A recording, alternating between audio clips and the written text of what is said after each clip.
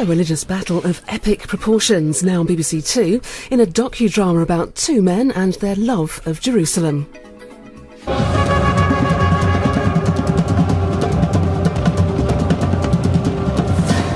The 12th century. The Third Crusade. Two great leaders would come to symbolize the struggle between the empires of Islam and Christianity. Saladin, the Arab world's greatest champion, and Richard the Lionheart, Christendom's finest warrior.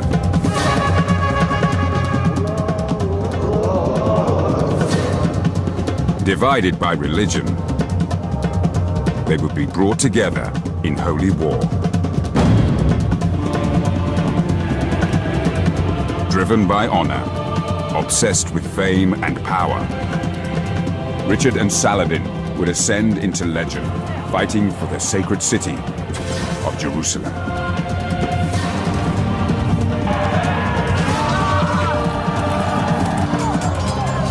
Based on the latest research from both Muslim and Christian sources, this is their story.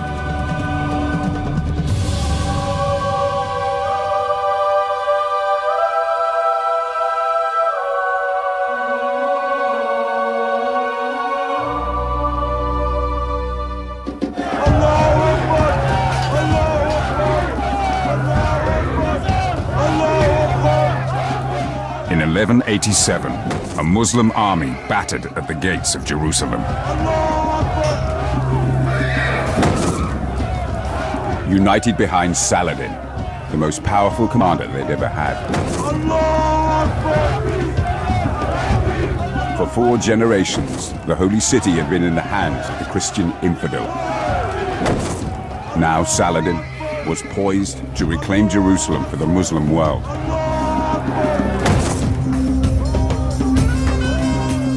Inside the holy city, the Christian population panicked. Mothers hacked off their daughters' hair in the hope that Saladin's men wouldn't rape them. Monks hid their sacred icons. They had good reason to be terrified.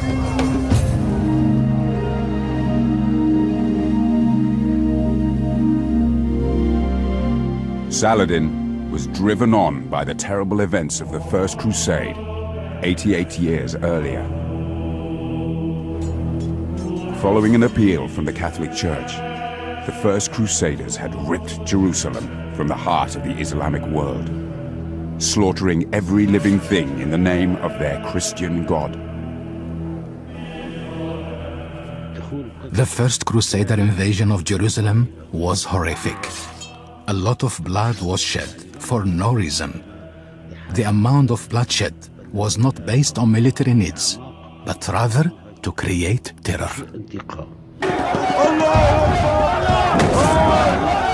Now, Saladin had gathered his own terrifying army. He believed that soon Jerusalem and victory would be his. Islam could take its revenge for the First Crusade.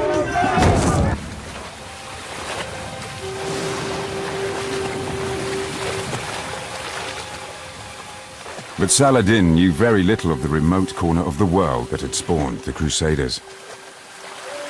Europe.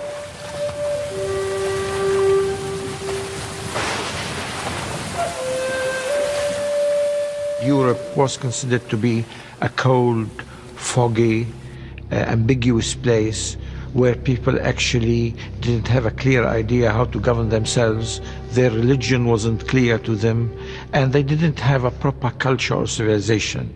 And what the Arabs had in mind was philosophy, medicine, music, literature, poetry. And the Europeans were thought to lack all of these things.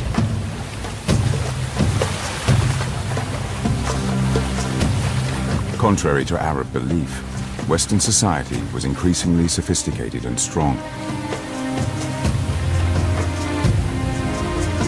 Valuing military skill above all else, it bred ever more deadly warriors, determined to hold on to Jerusalem.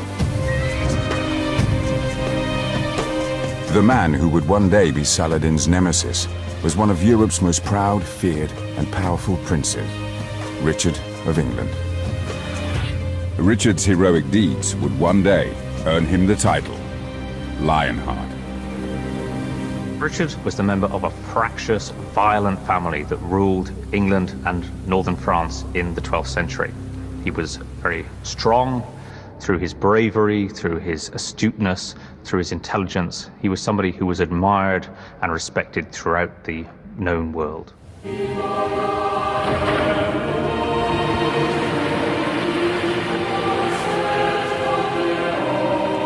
A devout Catholic, Richard came from an intensely religious society, obsessed with Jerusalem.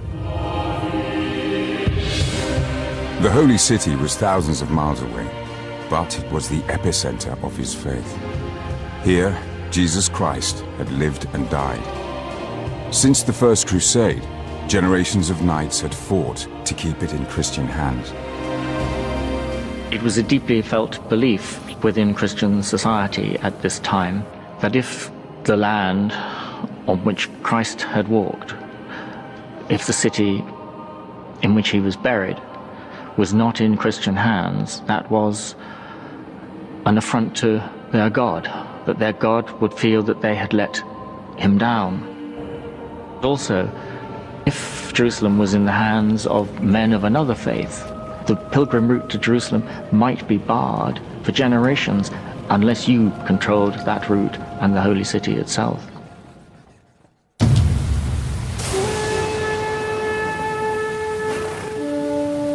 Prince Richard knew he had an obligation to Jerusalem, that he might be called on to become a crusader. As he honed his skills fighting Christian rivals in Europe, the holy city was never far from his mind.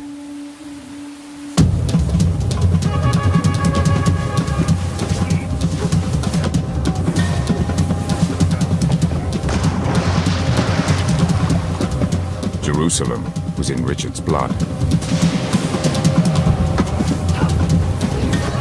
His great-grandfather had been king of the Holy City. His father, the King of England, sent huge sums of money to the Holy Land. Even his mother had been on crusade.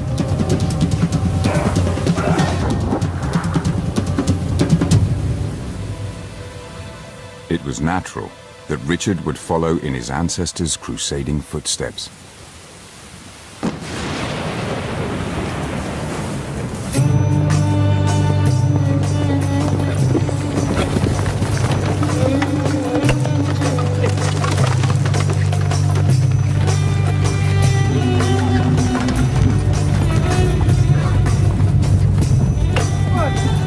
While Richard was still a child, Saladin was a young man in his 20s.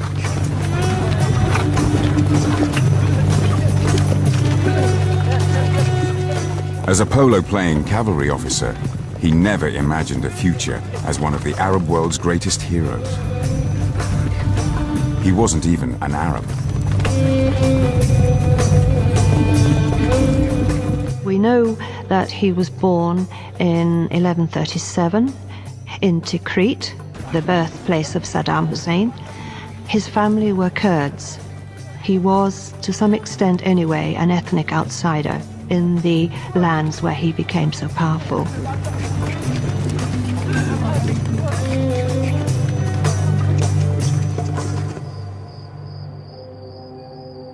As Saladin came of age, descendants of the first European crusaders, known as the Franks, were fortifying their new kingdom of Jerusalem. Their growing network of crusader castles was a clear sign that they intended to stay and colonize Arab territory.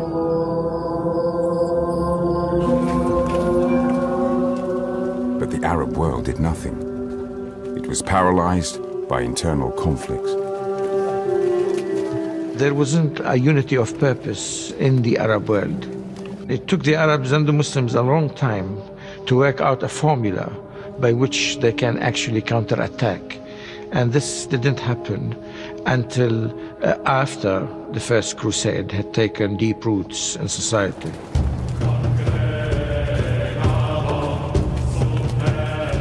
As a young man, Saladin was under the command of his warrior uncle, Shirkuh, in Egypt.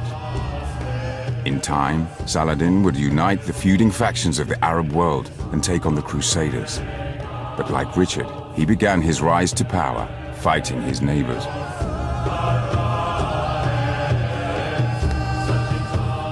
As Egypt's ruler, Shirkuh ordered Saladin to stamp out his Muslim rivals.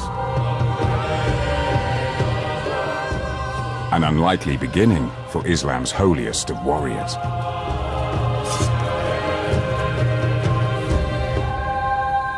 But a twist of fate would change his life forever. Shirkuh died from overeating. As his nephew, Saladin took command. It slowly dawned on him that he was destined for leadership and that this suited him, and people were willing to follow his leadership, and he built on it. Egypt was the richest country in the Middle East, the perfect power base for a young warrior. As soon as he became ruler of Egypt, Salah ad-Din conceived of the idea of setting up a monarchy. However, at the start, he did not have plans to liberate Jerusalem, but rather he desired a vast kingdom, an empire.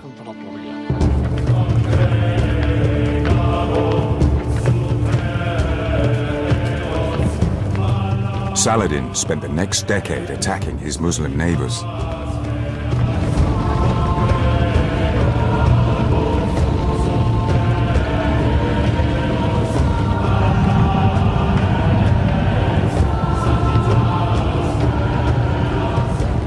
With the might of Egypt behind him, he brought Arabia and Syria under his control.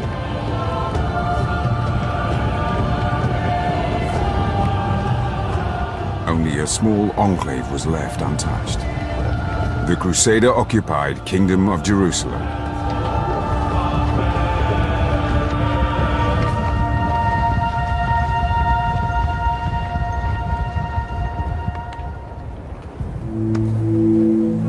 After many years of fighting, Saladin was the most powerful man in the Middle East. But now, approaching 50, he was criticized by Muslim holy men. A number of clerics and religious scholars started criticizing him and asked, "For how long will you keep fighting for power?" People were asking him to stop the bloodshed of Muslims. They said, "Enough is enough."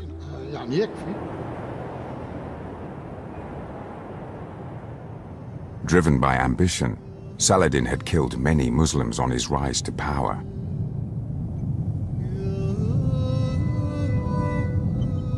Now he searched for a way to atone and show he was also a pious man.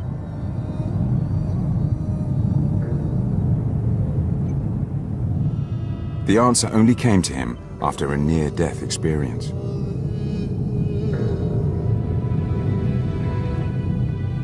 In the spring of 1185, he fell gravely ill. On the brink of death, Saladin called his holy men to him.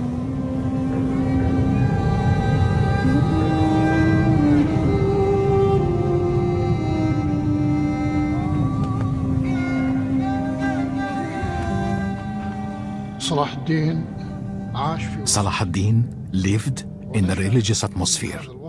He believed in the mystical power of holy men and supernatural actions or miracles.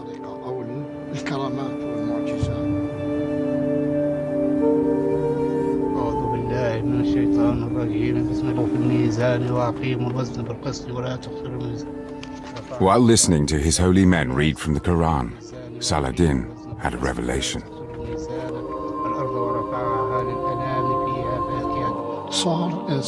He became obsessed with the idea of liberating Jerusalem, and that such a task would bring him forgiveness of his sins and God's rewards.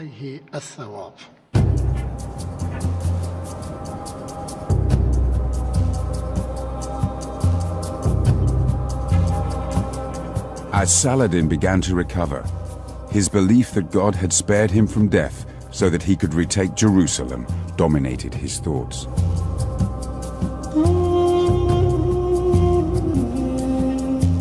He started to realize how he could both do God's will and unite the Arab world under his leadership. He would use the power of religion to create an indignant rage in the people of Islam. He would call for a jihad, a righteous struggle in which all good Muslims were obliged to rid the occupied territory of the infidels.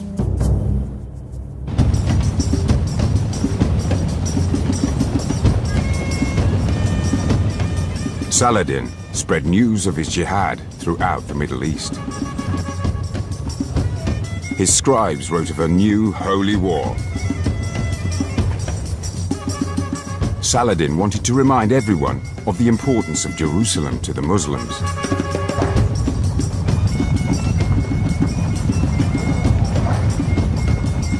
It was the place where the Prophet Muhammad went to heaven to speak to God. The holy city had to be taken back.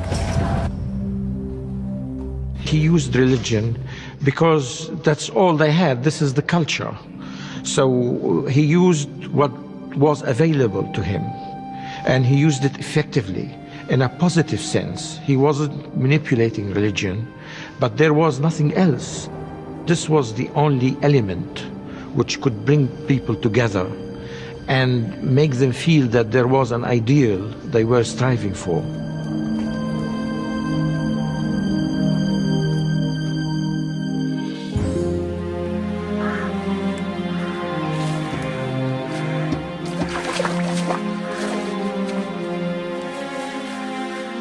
Crusaders returning from the Holy Land brought news of Saladin's rise to power and the precarious position of the Franks in Jerusalem. But Richard and Christendom's other European leaders were preoccupied fighting each other. They felt they could spare no men to intervene in the Holy Land.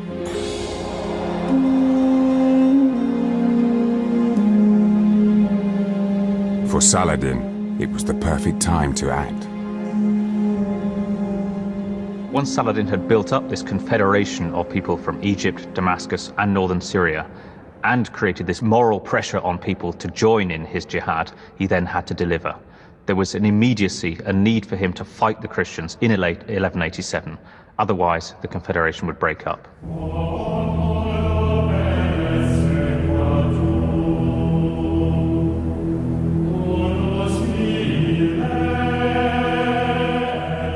Inside the holy city of Jerusalem, the occupying Franks feared the united Islamic forces. They'd written to the Pope and kings in Europe, begging for help, but received no response. Now, in the summer of 1187, they took the terrifying decision to fight Saladin alone.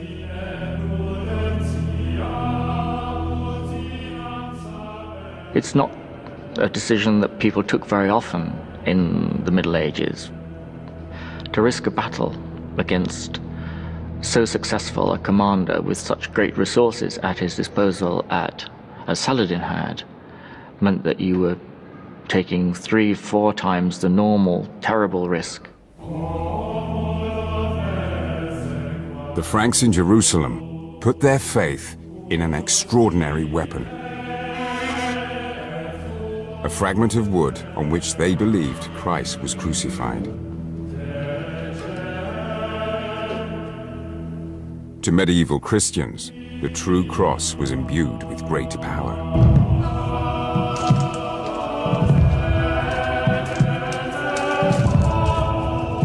They had taken it into battle more than 20 times and won.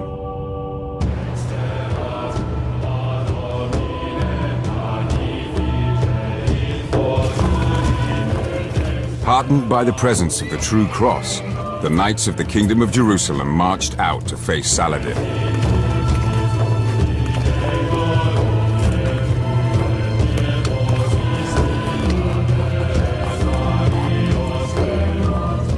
This was exactly what Saladin had hoped for.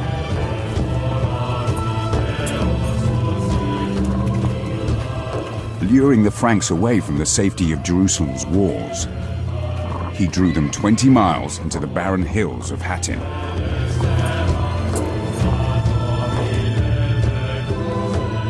Here, he had poisoned the few sources of fresh water. Saladin had them trapped. Now, at Hattin, he would confirm his authority amongst the other Arab leaders by unleashing his great Islamic army on the Franks.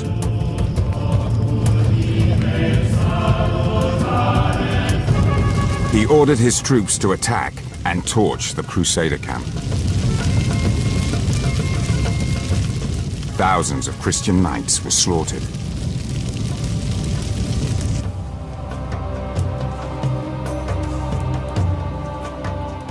At Hattin, Saladin destroyed the bulk of the Franks' army. The True Cross was also his. But Saladin did not destroy the Christians' great religious symbol. To Saladin personally, the True Cross was a worthless piece of wood. As a Muslim, he believed that Christ was a prophet, but he did not believe that he was the Son of God, and therefore he could not attach the same spiritual significance as the Christians did to this object. Saladin was aware, however, that the Christians were highly, highly attached to the True Cross, and if he was going to surrender it, he would want something very, very worthwhile in return. The True Cross might prove useful to Saladin, but the jihad was not yet over. Jerusalem was still in Christian hands.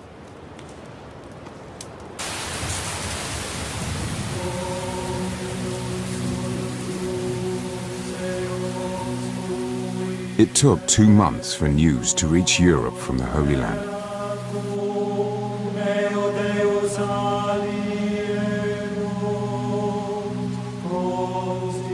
Word of Saladin's victory at Hattin brought an increasing sense of unease to Richard of England. He knew the road to Jerusalem would now be wide open for Saladin. The holy city could fall, and he would not know about it until it was too late. Richard's worst nightmare was about to come true.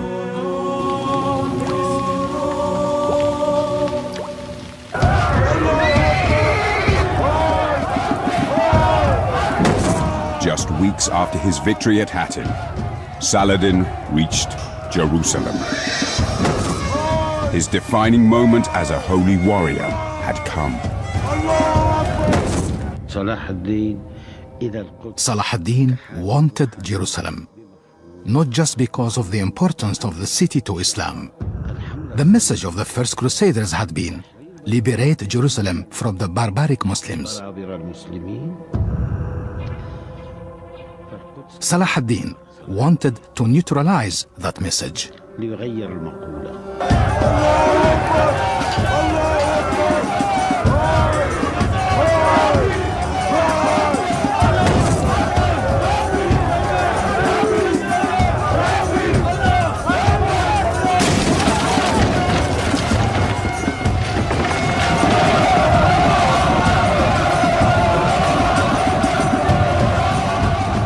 Jerusalem was at Saladin's mercy.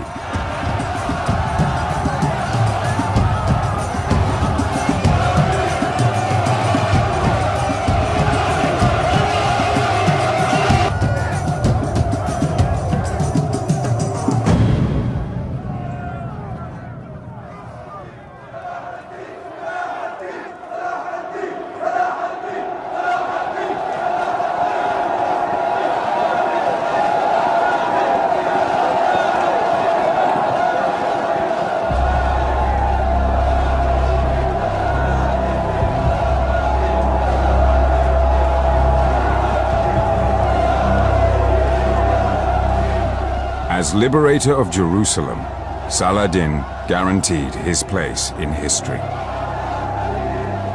But it was his treatment of the Christian population that would make him a legend.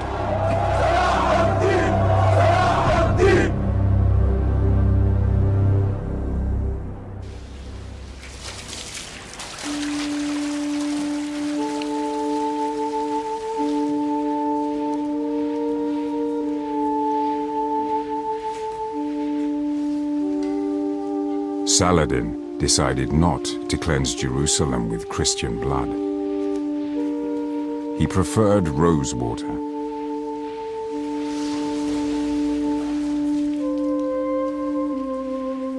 Muslim soldiers turned their energies to purifying the holy places.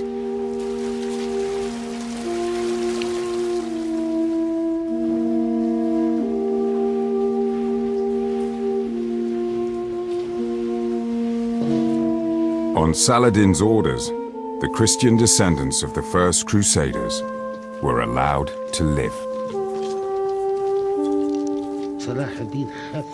Salah ad-Din softened the sharp calls for revenge. After capturing the city, he said, "Nobody will be killed." He banned the killing. Saladin aimed to show that Islam was militarily and morally superior to the Christian faith.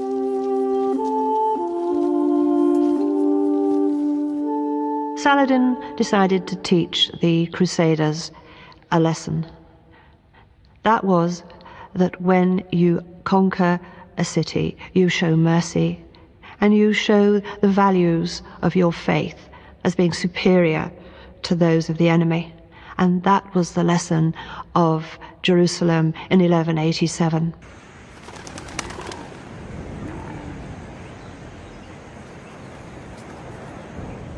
For the first time in 88 years, Muslims could pray in Jerusalem.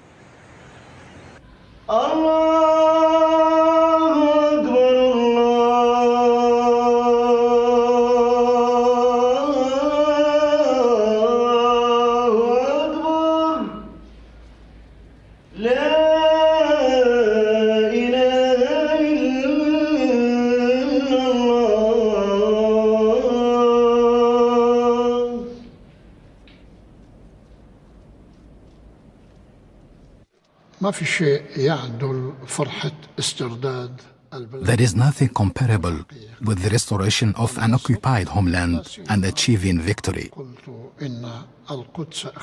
Jerusalem is the sister of Mecca and Medina. So being a Muslim and an Arab, a lot of passions accumulate. Salah ad-Din had a feeling of unlimited exaltation, and he became then the main leader in the Islamic world.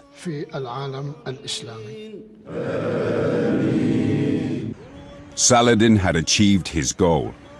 The Middle East was finally united under his leadership, and he would be forever known as Islam's greatest holy warrior. But he did not anticipate the storm that would be unleashed when Richard of England heard the holy city was back in Muslim hands. The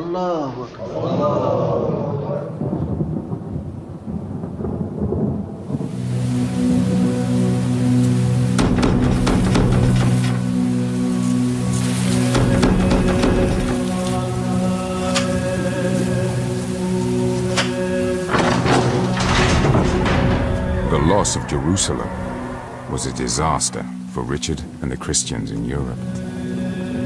The Pope immediately issued a decree. Jerusalem was to be recaptured at all costs. In Christianity's darkest hour, Richard prepared to take on Saladin. Richard would have heard the name Saladin many, many times. He would have known of Saladin's huge success as the leader of the Muslim world, the opportunity to match himself against someone so famous was an opportunity not to be missed. As soon as he heard the news that Saladin had taken Jerusalem, he at once, without a moment's thought, impetuously, knowing instinctively it was the right thing to do, took the cross. Richard received a fabric cross that all Crusaders pledged to wear until Jerusalem was back in Christian hands.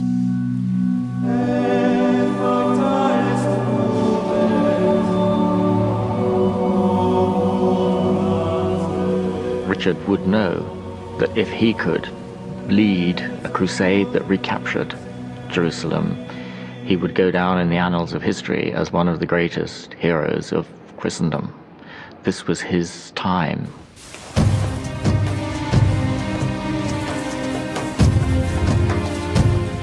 When Richard, the greatest knight in Europe, became a crusader, thousands followed his example.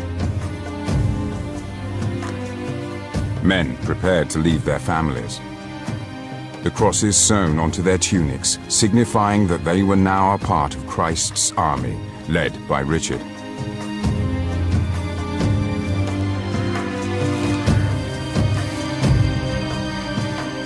Men who had never left their villages would travel 2,000 miles to join him in the fight for Jerusalem.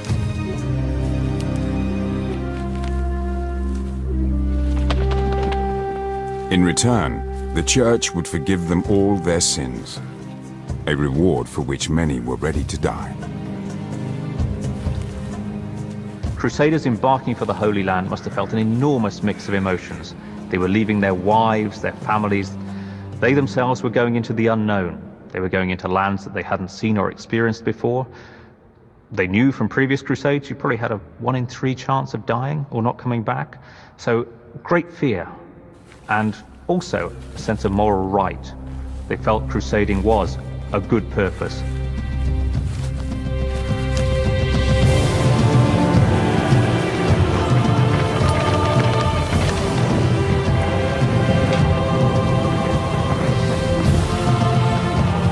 In the summer of 1190, Richard, now King of England, set sail for the Holy Land.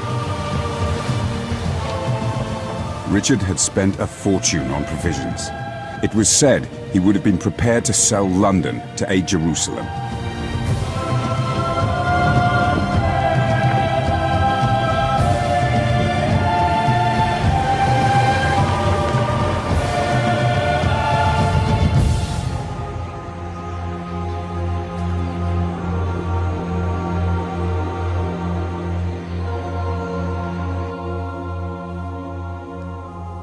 In Jerusalem, Saladin realized instead of stopping the Holy War, his actions had inflamed it. Saladin's council was becoming increasingly concerned. They knew that Richard's army was sailing to join Franks released from Jerusalem, who had regrouped 100 miles north and were now besieging the Muslim port of Acre.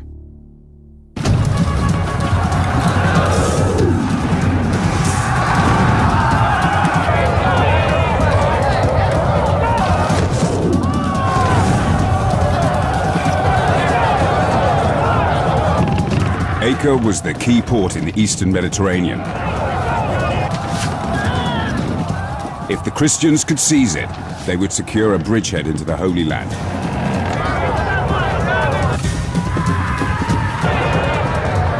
But if Saladin could break the siege, he could force the invaders back into the sea.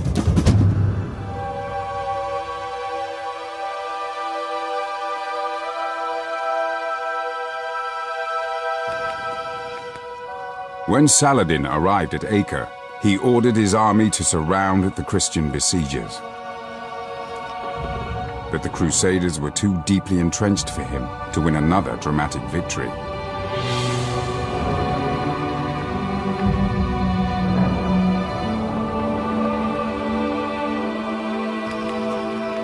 The siege was a stalemate.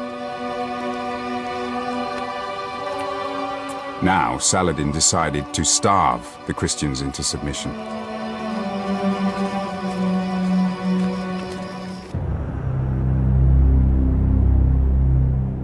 In the Crusader camp around Acre, food was so scarce, mounted knights were forced to eat grass.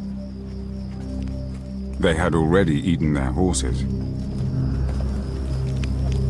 Hunger, malnutrition, and disease killed thousands and made some desperate men desert the crusade. A few even converted to Islam and went over to Saladin. The Crusaders' tenuous hold on Acre was slipping away.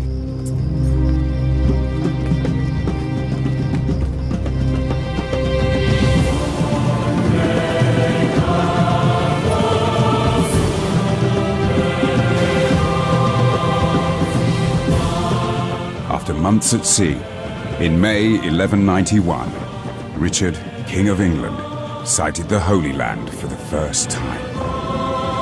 It was the crucial point in a great world struggle between two great religions.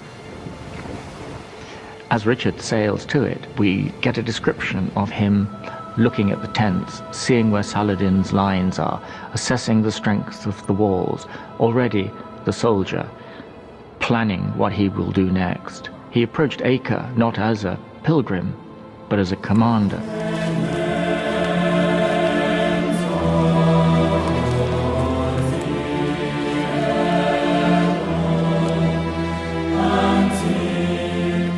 Richard's arrival brought a new sense of hope to the desperate men at Acre.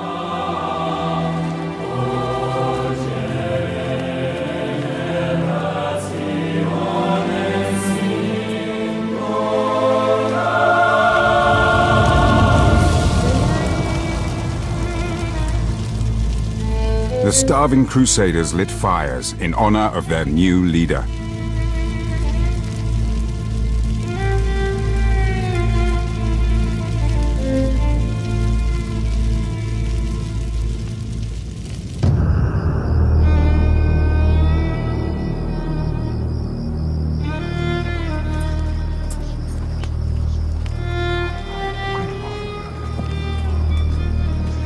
In the Muslim camp above Acre, Saladin sensed that in Richard he would face a difficult opponent.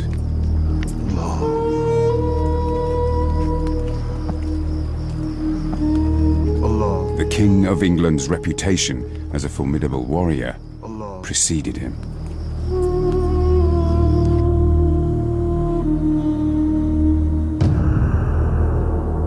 But at the city walls, the Crusader catapults were quiet.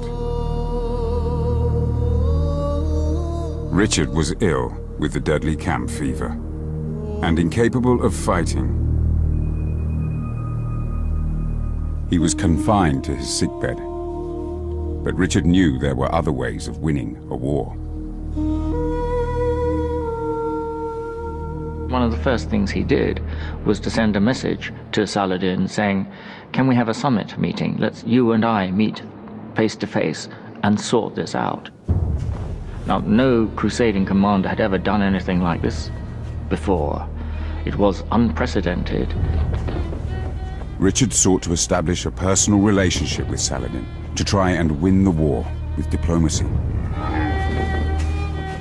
The idea that they were not just your great enemy whom you fought and hoped to send to hell, but someone you could talk to.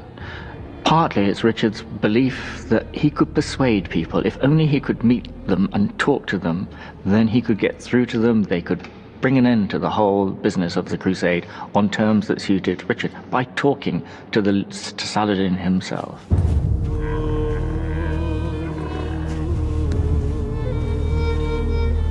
But Saladin would not be so easily seduced. Believing he had the advantage, and considering it dishonorable to meet someone he intended to kill, Saladin politely declined to meet Richard. I think Richard was taken aback when Saladin refused to meet him. He thought he was a persuasive character, but this didn't apparently cut ice with Saladin, in the sense that he, first of all, didn't trust Richard. He thought he would never keep his word. Second, he thought there was no possibility of reaching a peace treaty with Richard.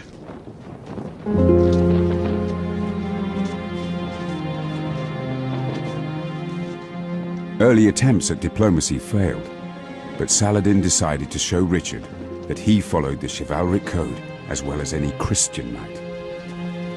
He sent the ailing King of England a gift.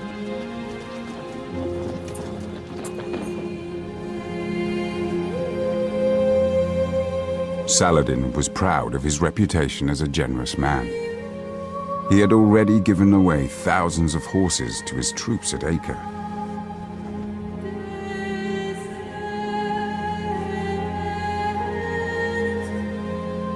To Richard, he sent fruit for his illness.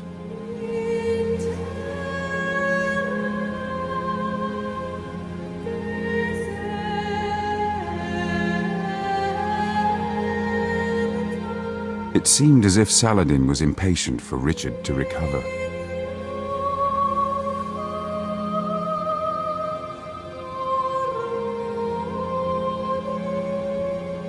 Soon, Richard was well again, and he descended on Acre.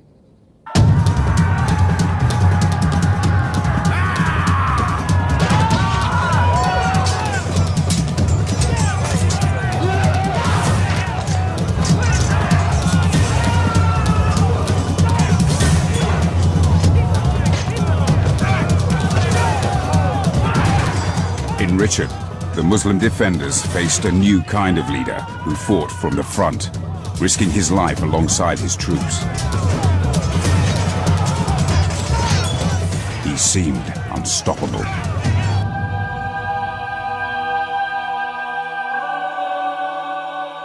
The Muslim defenders were facing the crunch. The arrival of Richard meant that the pressure exerted by the Christians was now almost unbearable. They were very, very short of food, and Saladin didn't seem to be able to offer them relief. From his hilltop camp, Saladin could do little to help. But he refused to let the Muslims in Acre surrender.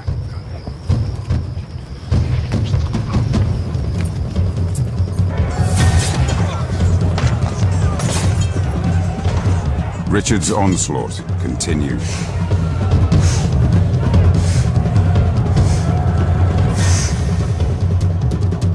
The Muslims resisted for almost a week, and still no relief came from Saladin. It seemed like the people of Acre were being left to die.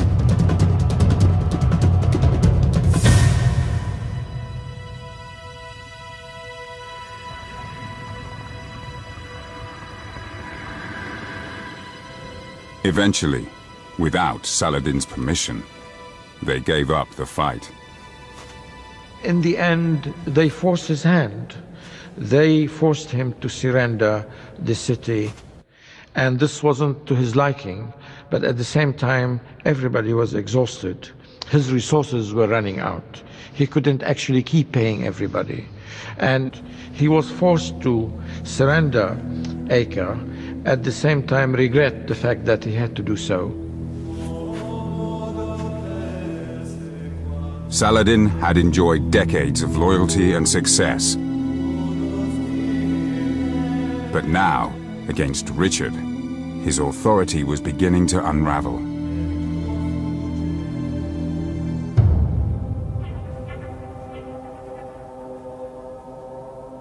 Christianity's new holy warrior had brought his own brand of hell to the Orient.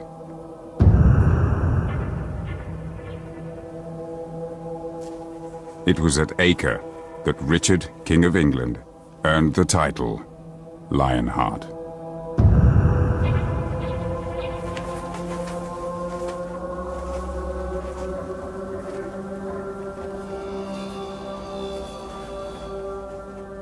Victory at the Siege of Acre was a great breakthrough for Richard. It meant that the Christians had been blessed by God. How else could they explain their victory? It also, in strategic terms, he knew would be a big step forward. It would help to break the power of Saladin, would help open the way to the holy city of Jerusalem.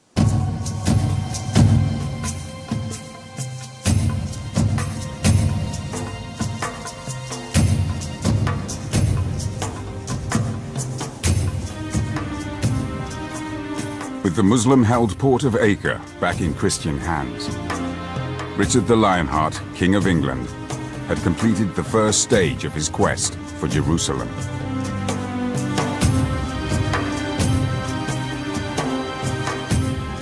He thanked God for his recent victory.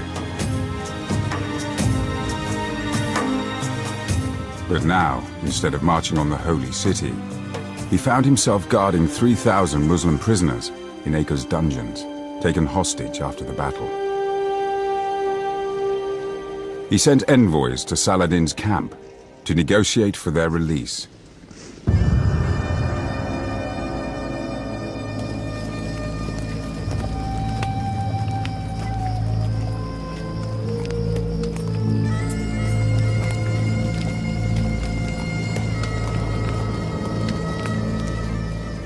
In exchange for the prisoners, Saladin was asked to give back Christendom's greatest holy relic,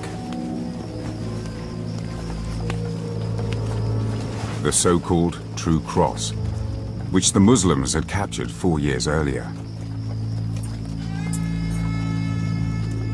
Christians believed it was part of the wood on which Christ was crucified. Saladin knew Richard valued the True Cross highly and hoped the Crusaders would not want to continue their march on Jerusalem without it. Risking the lives of 3,000 of his fellow Muslims, he delayed the exchange. Stuck in Acre, Richard's crusade ground to a halt. As the weeks passed, his fellow holy warriors occupied themselves in Acre's famous brothels.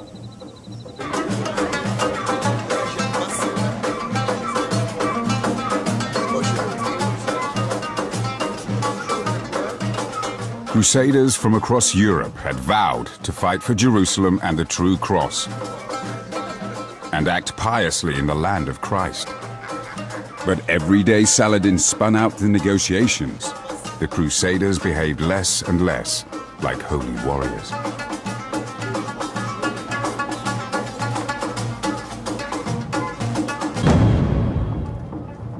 In the dungeons below, the Muslim prisoners could not understand why Saladin continued to delay. They grew more and more fearful. Eventually, Richard decided his march on Jerusalem could wait no longer. He ordered the prisoners to be taken from their cells.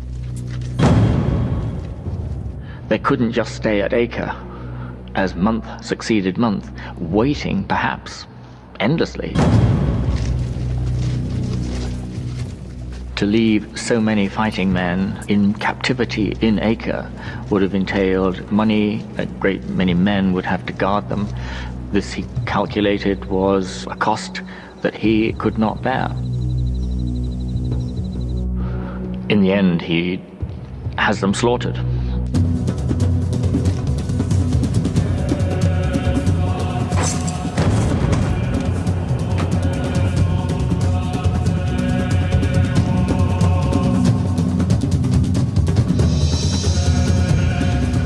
Zealous Christian knights believed slaughtering the Muslims was God's will.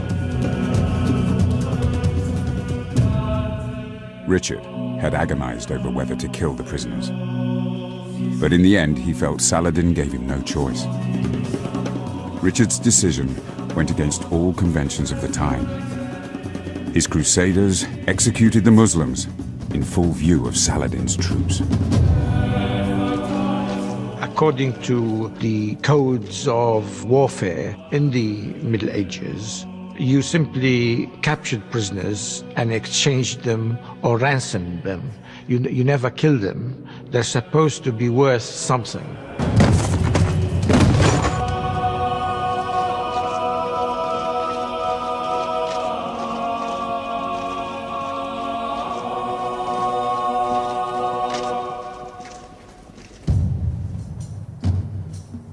With the prisoners out of his way, Richard was free to continue his crusade to Jerusalem. And with his new reputation for brutality, other Arab cities would now think twice before opposing him. Saladin was furious. He ordered the True Cross to be taken to his treasury in Damascus.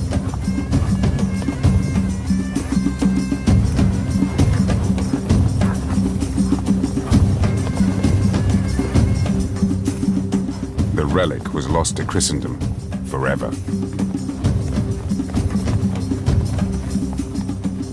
Now, with neither man trusting the other, both Richard and Saladin prepared to intensify the holy war for Jerusalem.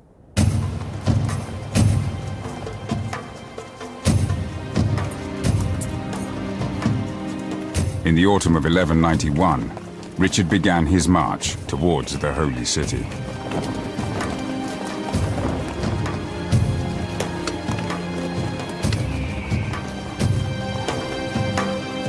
The first stage on the road to Jerusalem would take him to the port of Jaffa, 60 miles to the south.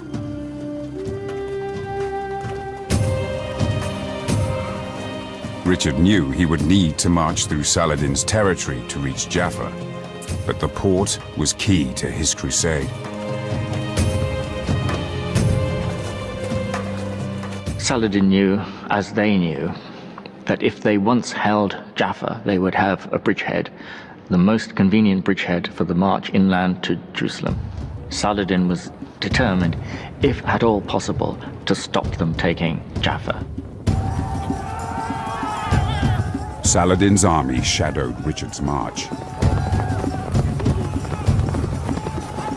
His cavalry harassed the Crusader lines. Stragglers, exhausted by thirst and heat, were isolated from the main body of the Christian army and shown no mercy. Slaughtered in revenge for the massacre at Acre.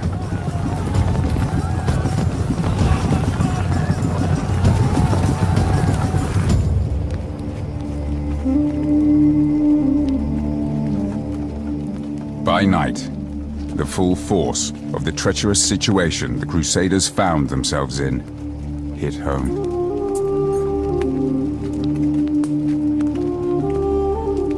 Men took strength from prayer and the proximity of their ultimate goal, Jerusalem.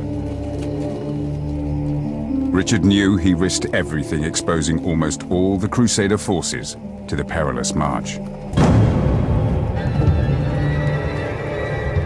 Tarantulas emerged at night to bite the Crusaders.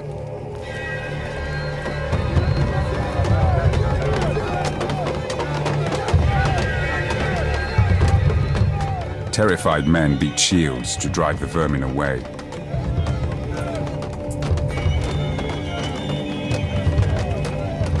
In the minds of the Crusaders, this endurance test, if you like, was something sent by God. Churchmen would explain setbacks and hardship in those terms. God really does want you to succeed, but to make sure, you've got to prove it. You've got to undergo these ordeals and come through them.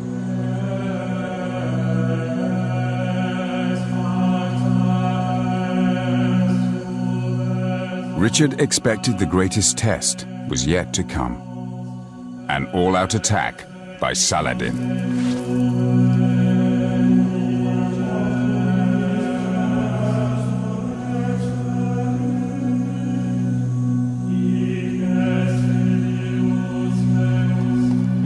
With a mixture of belief and determination, he arrived within a few miles of Jaffa at the plains of Azuf.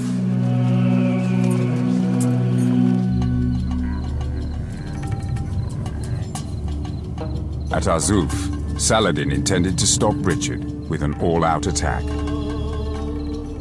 Saladin risked a full-scale battle to stop this steady march southwards. The Crusaders were determined to get to Jaffa. There was a head-on conflict between the two great armies. As Saladin's lines advanced, Richard commanded his Crusaders to hold formation.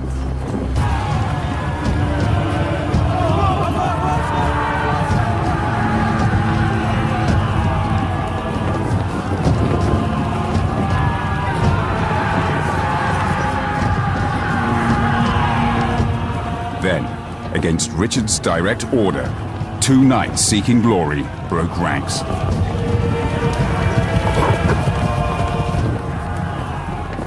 Richard saw this. He was horrified. It was the last thing he wanted. It was vital that the Christians maintain formation.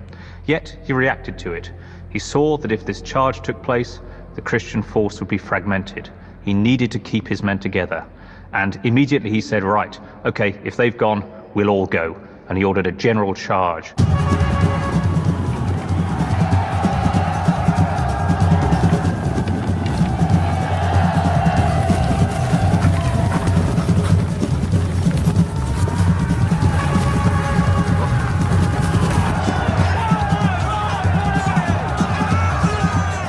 Within minutes, Richard turned the tide of the battle.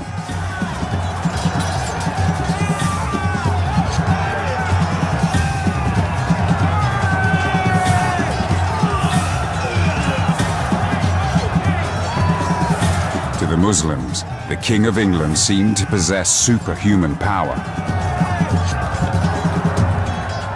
Richard comes across to Saladin and his contemporaries as an extraordinary monarch.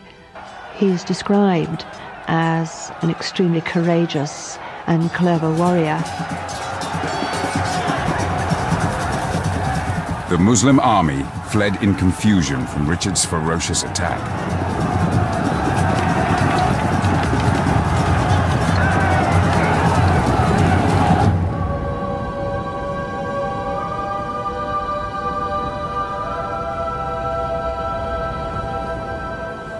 After the carnage, despite overwhelming odds, Richard found himself victorious again.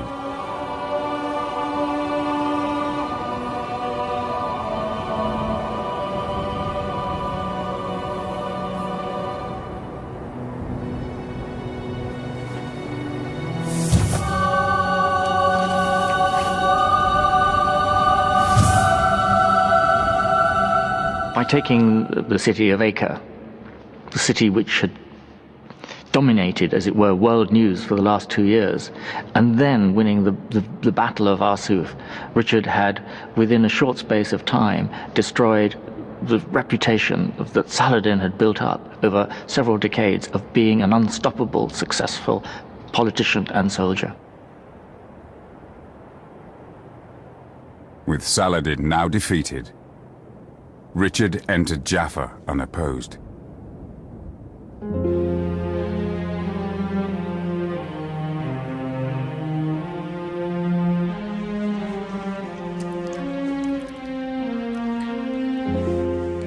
Behind the thick castle walls, Richard's surgeons tried to keep the wounded crusaders alive.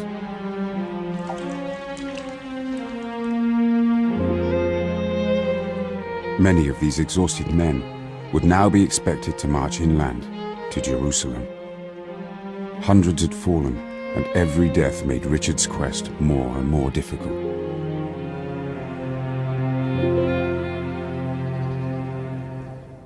Any major victory by the Crusaders, such as the one at Arsuf, shouldn't blind us to the reality of their very precarious existence at all times in the Holy Land. Because, after all, they were a minority. They always were a minority.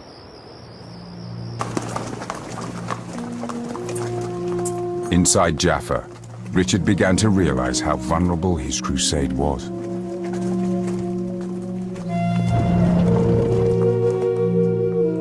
Instead of marching swiftly on Jerusalem, as his followers urged, he once again decided to attempt secret negotiations with Saladin. Trying to capture Jerusalem simply by military means is phenomenally dangerous. It will be much better if Saladin can be persuaded by diplomatic means, by negotiation, to allow Jerusalem to be handed back to the Christians.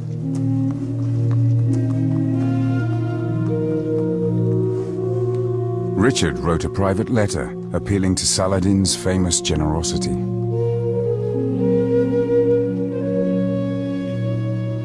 The Muslims and the Crusaders are bleeding to death. The country is utterly ruined. Lives have been sacrificed on both sides. The time has come to stop this. Jerusalem is for us an object of worship. It must be consigned to us.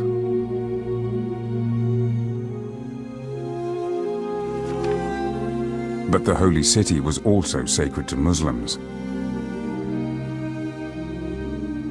Richard does not know just how centrally important Jerusalem was to the Muslims.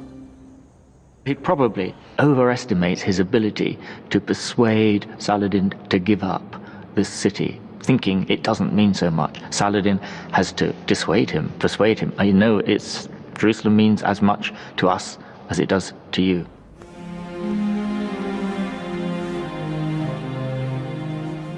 Saladin sent his brother Al-Adil with his response to Richard's request.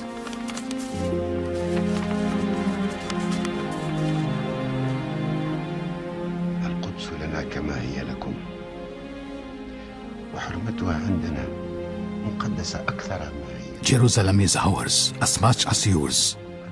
Indeed, it's even more sacred to us than it is to you. Do not imagine that we can renounce it or waver on this point. The land was originally ours, whereas you have only just arrived.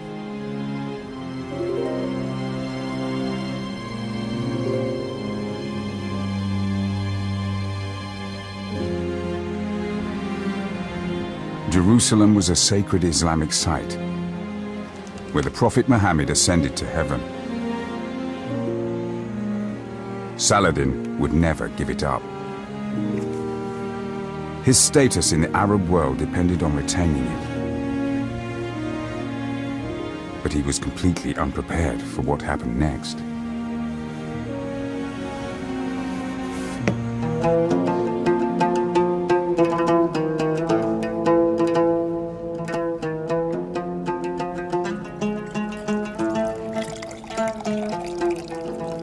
Richard and Al-Adil continued to meet and became close friends. They discovered they had a great deal in common.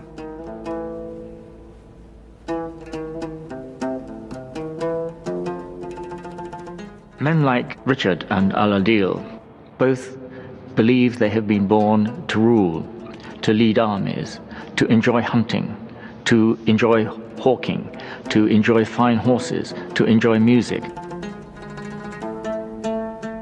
They have so much in common that once they get talking, it's not surprising they appreciate each other's qualities.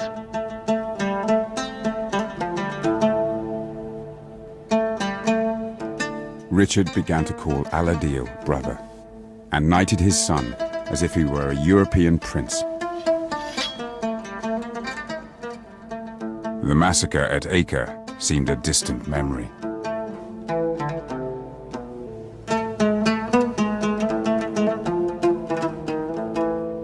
Once he has met with Saladin's brother Al-Adil, he felt these were not merely stereotypical nightmare figures of some horrible, hideous alien people. And from that moment on, the rest of the crusade, there is nothing remotely approaching the slaughter of the garrison of Acre. With Richard on crusade were his wife Berengaria and his sister Joanna. His sister would be an essential part in his new diplomatic thrust for the Holy City.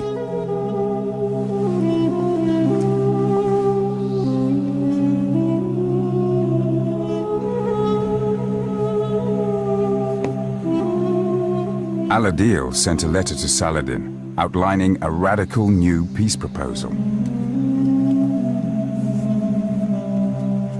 The King of England suggested Al-Adil should marry Richard's sister Joanna and jointly share the Kingdom of Jerusalem. This, on the surface, is a terribly strange idea. A Christian princess marrying a Muslim prince. It's a very interesting tack by Richard. I think what he's doing there is trying to divide off Al-Adil from Saladin. He's suggesting that Al-Adil should become the ruler of Jerusalem in his own right. He's trying to exploit tensions within the Muslim camp.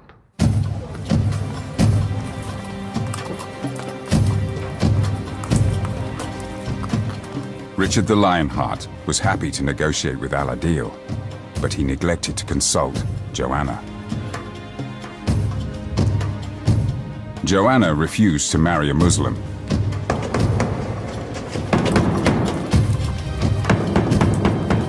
And Al-Adil refused to convert to Christianity.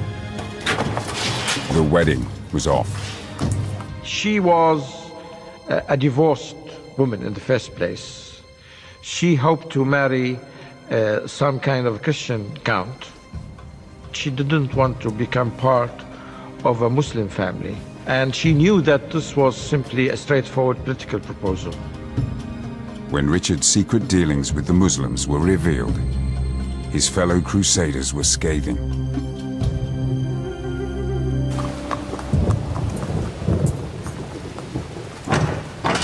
The Church preferred to drive the infidel from the Holy Land by force.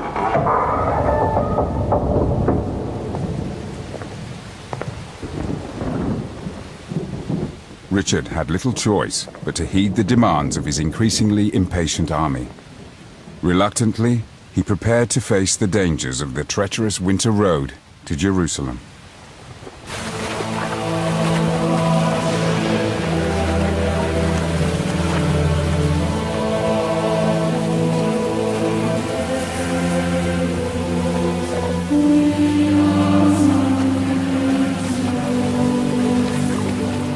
Despite weeks of torrential rain, the devoted Crusaders struggled on.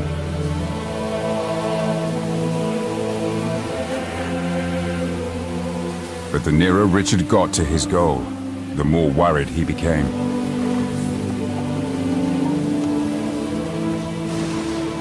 Just 6 miles from the Holy City, Richard brought his army to a halt.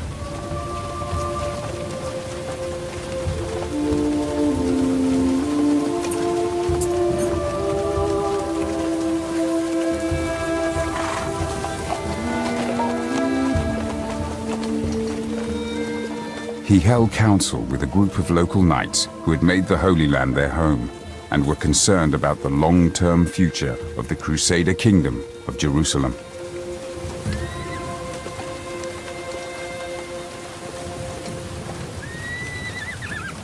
It became clear, and this is what Richard was told above all by the men who had lived all their lives there, who knew the country well, who understood its problems, that it just wasn't on. Even if they were to succeed in capturing Jerusalem, they wouldn't be able to hold it for long. Part of the trouble was that those who were keenest to go to Jerusalem, those who pushed hardest for this march, were precisely the people who felt themselves to be pilgrims. And as pilgrims, once they had fulfilled their vow of getting to Jerusalem, would then go home, abandoning the city that they had struggled so long to take, and they would lose it again quickly. What was the point of that?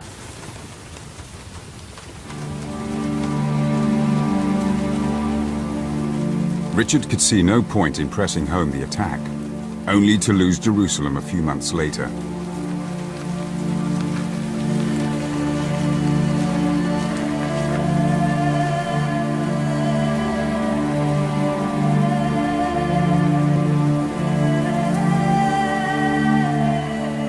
On the advice of his local knights, he decided to turn his army around and march back to Jaffa.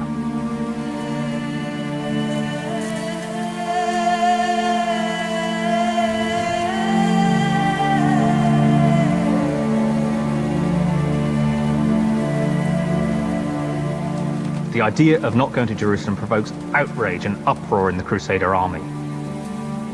They committed themselves to the cause of Christ. They wanted to complete their pilgrimage. And here was their leader, their esteemed leader, telling them that it wasn't possible. They couldn't understand it. They felt, some of them felt very betrayed, some of them felt almost that Richard was being a coward. But the reality was, their leaders said they had to turn around and go back.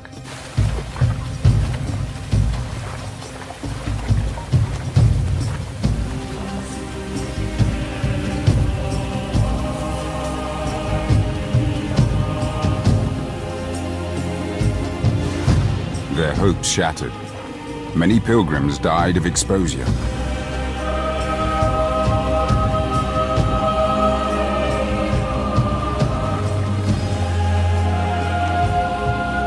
Thousands of others deserted Richard's crusade in disgust.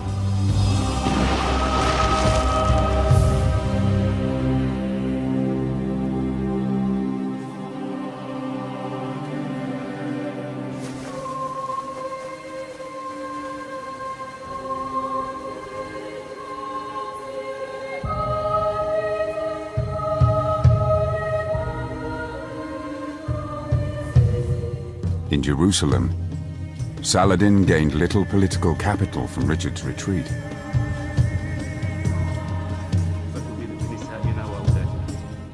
He was increasingly isolated from his council.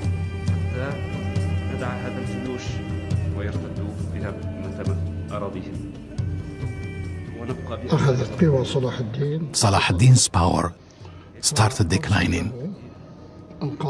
He had reports that it was becoming impossible to find soldiers or supplies. He also received the news from Damascus stating that even if trees of the fertile oasis were cut, there was no more timber to make weapons like arrows and catapults.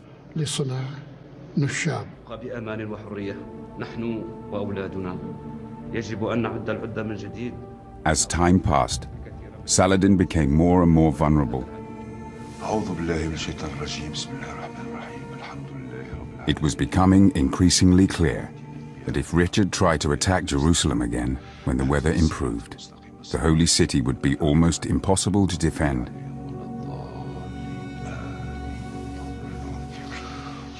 It seemed only a matter of time.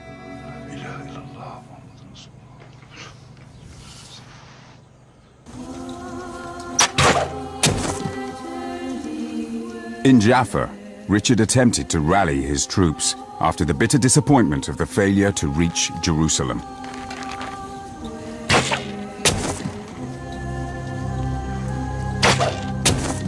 Then he received some devastating news from England.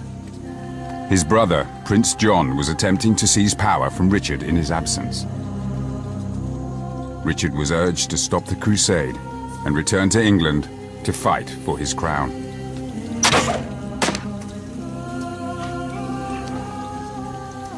We know that he was flung into depression, withdrew into his tent, wouldn't talk to people for a while.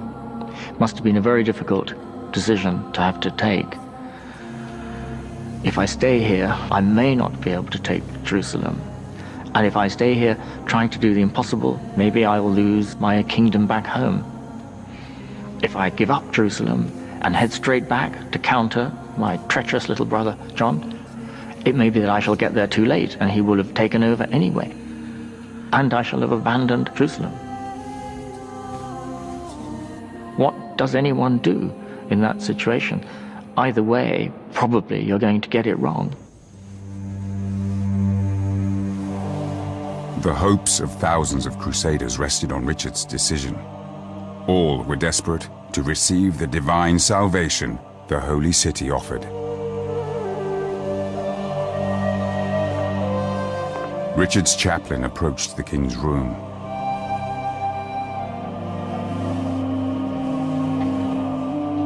In a desperate plea, he attempted to shame Richard into making the decision they all yearned for. Pray consider deeply in your heart how God has honored and magnified you with countless triumphs and successes. If you desert Jerusalem, it will be the same as if you left it to be destroyed by its enemies.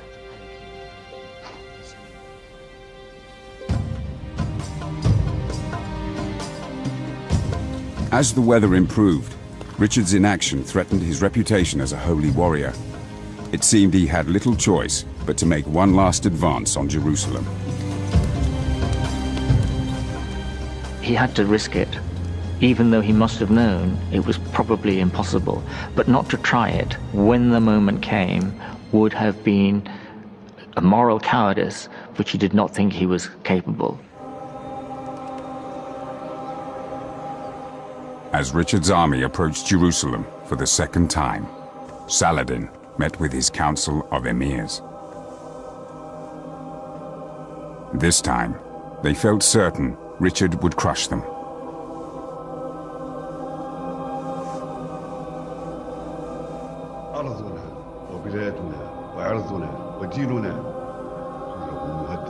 Saladin's secretary, Biha al-Din, demanded they pledge to defend Jerusalem to the death. But no one spoke. Saladin was incensed. If you give way, the Westerners will roll up this land like the rolling up of a scroll. You undertook to defend this land. and on you alone depends the safety of Muslims everywhere. Many of Saladin's emirs suggested that he simply withdraw. For Saladin, this was not acceptable at all. He had spent all those years gathering the Muslims together to regain the holy city. The holding of Jerusalem was so tied into his own personal prestige and authority, it was something he could not countenance. In the hills outside Jerusalem, Richard made his camp.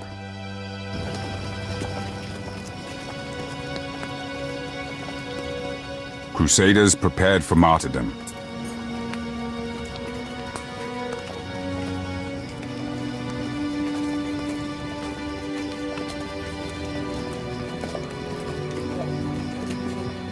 The sick and wounded arrived in the hope of being healed by the holy city.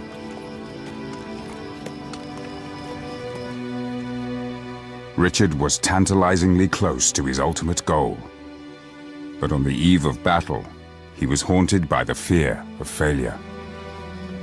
There's a story told that on one patrol, he got close enough to Jerusalem to be able to see the holy city itself.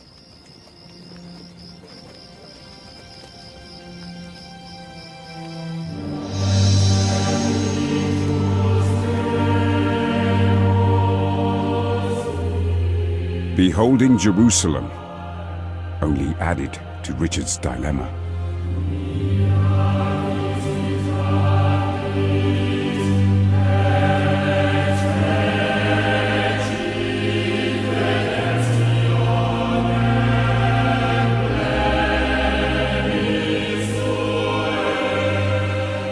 Realizing that he was so close, he flung up his cloak, covered his eyes, saying, "I will not see that which I cannot capture." Just as before, the closer Richard got to taking Jerusalem, the greater his doubts became about holding the city.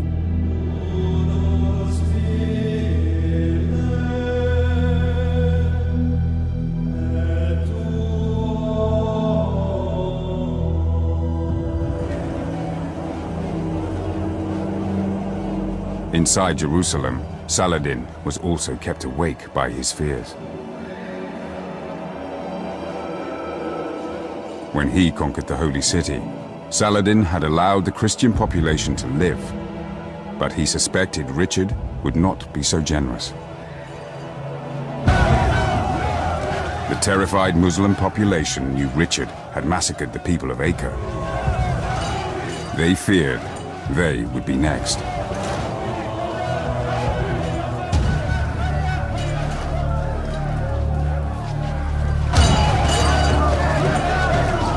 They prepared to defend their holy city with everything they had.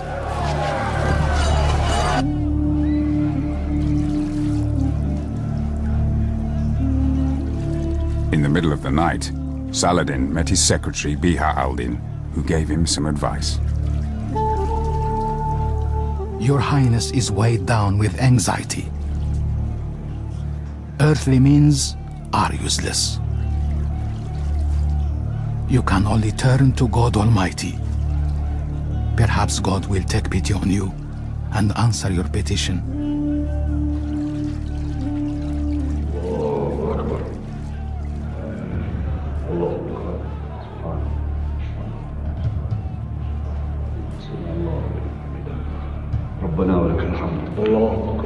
Saladin and the whole of Jerusalem braced themselves for Richard's onslaught. But it did not come.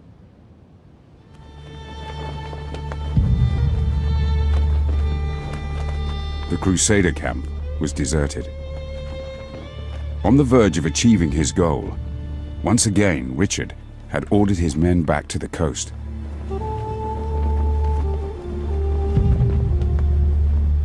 To Saladin, it looked like Richard had given up on his crusade. For the medieval Muslim, the retreat of Richard the second time from Jerusalem would have been regarded as a sign of God's benevolence towards them. They would not have seen it in personal terms. Richard is chickening out. This was God's favor towards them returning.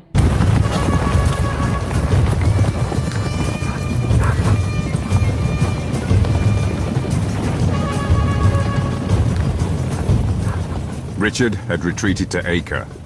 Now Saladin seized the initiative and descended on Jaffa.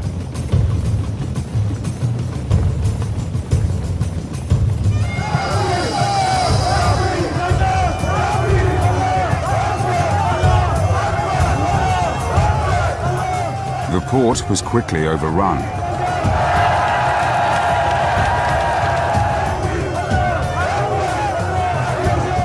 Like his conquest of Jerusalem, Saladin tried to stop the looting and sacking of the city. But his troops had begun to resent his generosity to the Christians, and many ignored his command.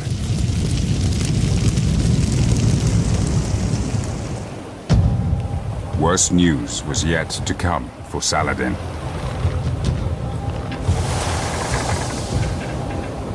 Richard may have forsaken Jerusalem, but when he heard Jaffa was threatened, he raced with only a handful of men to save the port.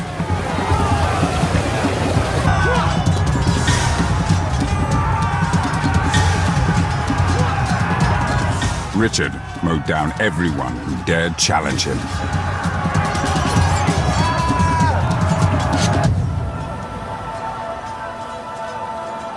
Saladin commanded his men to keep fighting, but his orders carried no weight.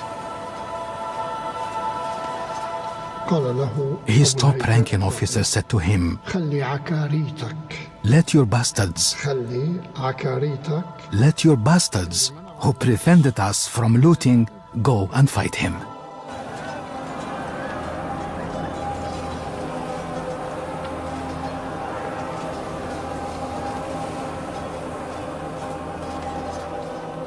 Saladin had no response to the insubordination. Despite being massively outnumbered, Richard won the Battle of Jaffa. It's in that moment, I think, that you see Richard's reputation as a legendary warrior working even in his own lifetime, working on the minds of his enemies, people against whom he's been fighting for the last 15 months. The great encounter at Jaffa becomes a miracle sent by God to allow our great Christian hero, Richard, to hold on to at least one of the successes of the Crusade.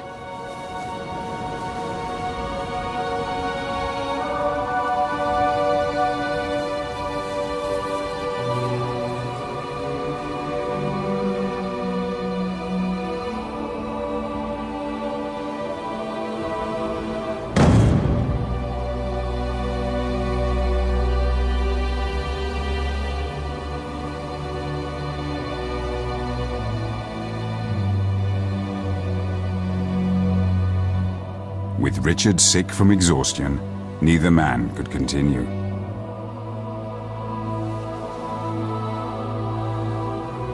A face-saving truce was all that was left.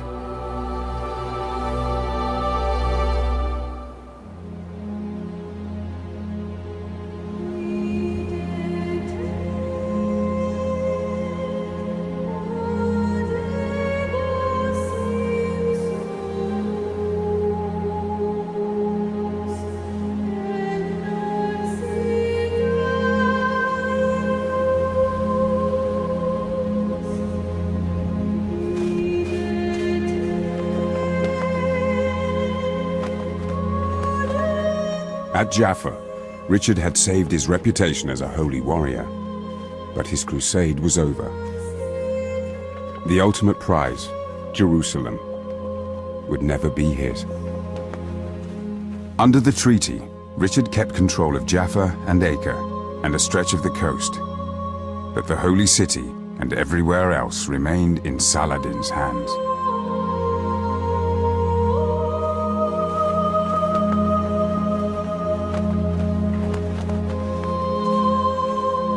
There was neither victor nor vanquished. At the same time, Saladin had clearly won a decisive victory in regaining Jerusalem, and as long as he managed to keep it, the other side would consider this to be some kind of a defeat. Although the truce confirmed Jerusalem as his, for Saladin, it was too late. His authority over his empire was on the verge of collapse. He died 6 months later, aged 56.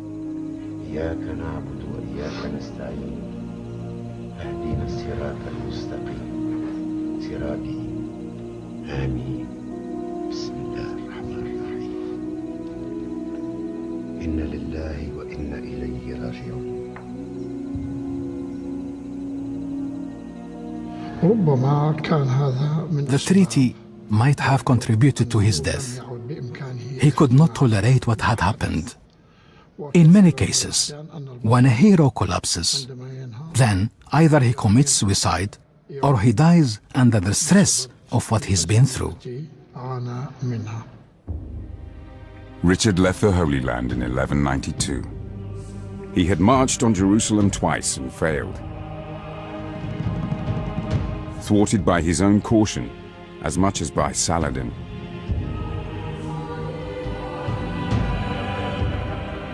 He died fighting fellow Christians in France, aged 42.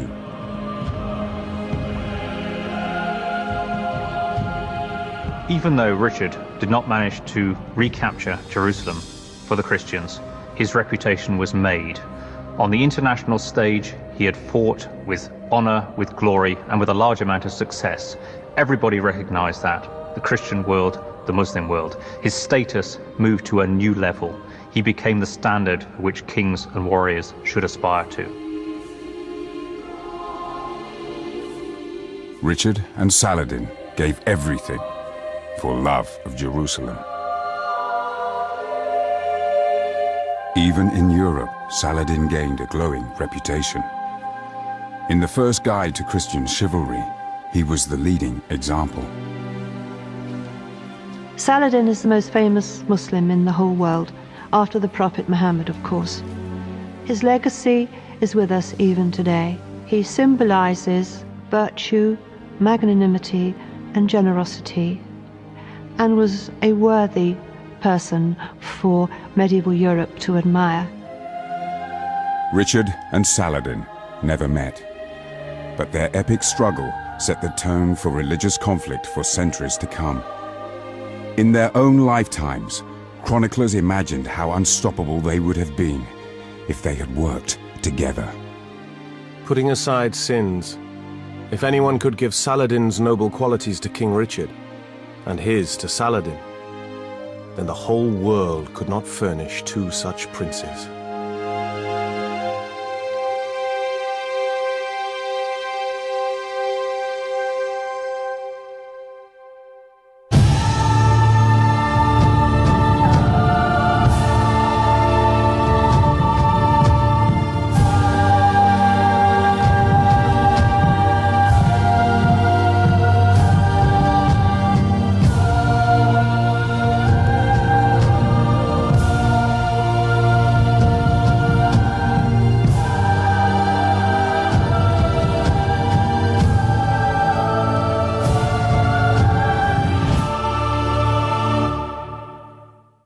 Do you want to come with me?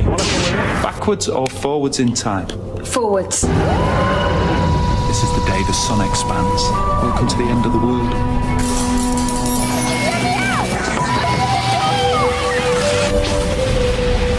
Doctor Who, next Saturday at 7 on BBC One.